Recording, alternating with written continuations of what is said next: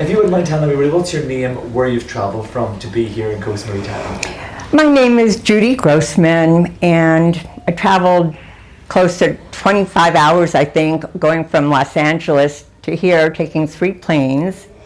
And I was traveling alone, and I have bad knees, so I made an informed decision to book business class and ask for wheelchair assistance. So the whole way, and it isn't, I mean, normally I would say, I don't want to spend the money, it isn't that I didn't have the money, it's like I would never allow myself that luxury. But I thought, I deserve this, and I want to come there ready to go, and if I come there all bent over like a pretzel, it's not going to work. And the best part was they met me at the airport when I checked in, and I had someone with me every moment. And when I got on the plane, they literally like escorted me, seated me, pampered me. So when I came here, I arrived the day before, and I was like, I'm so zen already. It hasn't even started yet. And how lucky I am to have this opportunity. And I must say that Tim is brilliant to pick a place that's so far away from everyone's reality, so that when we come here, it's all about us, and there's nothing negative distracting us, but there's so much beautiful, positive stuff that are attracting us, that it just adds to the whole environment. And Judy, what would you say was the biggest breakthrough or transformation that you experienced from being here at WCA? You know, I came here with a specific plan about a breakthrough. And my plan was, this is a 78-year-old face who has been dealing with ADHD since high school and never knew it. I wasn't even diagnosed until about 5 years ago. But I recognized that I never was able to own up to finishing things. I was procrastinating, not because I felt like it, but because my body literally would like paralyze me from making the move to do whatever it was, whether it was doing homework, whether it was making an unpleasant phone call, whether it was doing projects I had to do. And I've been writing a book that I want to get out, and I finished it 2 years ago, and I still haven't been able to do the final touches that have nothing to do with writing it, because I've been paralyzed, and it's ADHD. And I have people in my life, God bless my kids, I love them dearly, they're all married, they're all moms, and they all judge me. Half judge, half love, it's both. And they don't get this ADHD thing at all. They think when I make plans with them and I can't do it, that I'm just being the worst mother in the whole world, and they don't understand that I'm not in charge of me and I don't have choices. It's choosing.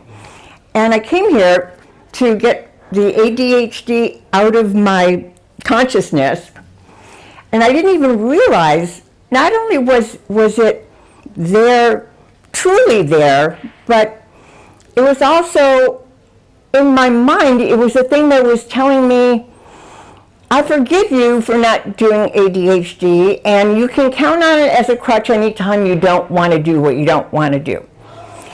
And now I have the tools to overcome ADHD and be my own best person, and let this book I've manifested for 20 years come to fruition. And it's a self-help book, and I've been helped here, and now I'm going to help the rest of the world. Judy, tell me about your WCA family that you've met here as well. How important are these people over these last 5 days, and for what's yet to come? Tell me about your WCA family and how important they've been in your life. I've always been the smartest person in the room, and I've always felt that nobody understood who I was. And I never had a mentor. Anything in life I had to figure out for myself, and I never had anyone who got me. And I came here, I was told I would find like-minded people, and I said, oh good, I want my peeps, I want my community, I want my family, because there's no one in my life who's still in my life that I haven't already gotten rid of, that makes me feel like what I'm doing isn't just okay, but is exactly perfect, and they appreciate me because of it. And I came here, and the night before we even met officially, a bunch of us had dinner together, and I sat there and I looked at all these people. I was in the middle of a really long table of like 25 of us, and I looked at all these people. None of us had known each other. We're from all over the world, different accents, and everybody was smiling, and everybody was like we all found, like we were all those children lost on, the children of broken, the island of broken toys. We were the broken toys, and now we found our place, and they're all looking around at each other like, I get you, you get me, this is wonderful. And when we went to meet each other, we didn't just say, hi, my name is, we're hugging, and we're kissing, and we're like, I saw what you wrote, I've been watching you, and I can't wait to know you better. So by the time we came here the first morning, we really were, almost all of us were at that dinner, and we all came in like, I know that one, and I know that one, and we know the people who are leading us, and we're a family. We really are a family, and these are going to be my people forever. We're all going to keep in touch. I was the mom in the group. I said, if you need a mom, I'm the mom. I've been the mom for everyone in the whole world, and I just love them. And in the course of being here, we bonded every day. It's like every day we said, that's the best bonding ever, and every day we bonded even more. And life-changing. It's like the family you always wished you had. It's like the supportive parents you never had and always prayed for. It's so life-affirming, and so, it's like the messages in your head that said you are enough and you deserve to be happy. Those are going to come to you from outside of your head, from people who really believe it and really are telling you their truth too. And I love all of them. They're my new family. And last but not least here, Judy, for anybody listening right now who's thinking about coming to something like WCA, they're sitting on the fence, they want to transform, they want to change, they're maybe just feeling that resistance and holding themselves back.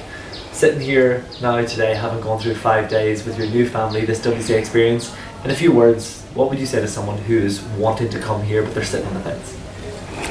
If anyone is sitting on the fence because of money or because they don't think this will work for them, I want you to think about how much time, never mind money, but how much time you've lost in not being able to be the person that you were meant to be, and how much money you've lost on doctors' medicines because they couldn't understand who you were, what you really needed. I know my doctor, every time I go in there, I say there's something wrong. He says, I've given you every test and you're perfect. You're my healthiest patient. And I say, then why am I walking around with blah, blah, blah, blah, blah?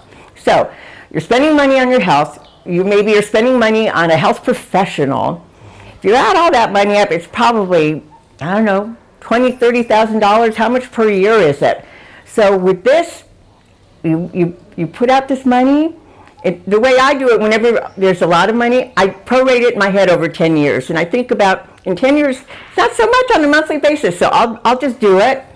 And what you're going to get back, if you spend $1, you're going to get back $1,000 in benefit. If you spend, you're going to get millions and millions and millions just from being here, and that interest is going to compound later for even more, because this is a lifelong thing that once you get home, and you have to go back to those demons and back to those naysayers, you're going to have the tools to remember who you are and who you're meant to be, and you're never going to be that old person again. How much is that worth to you? It's priceless.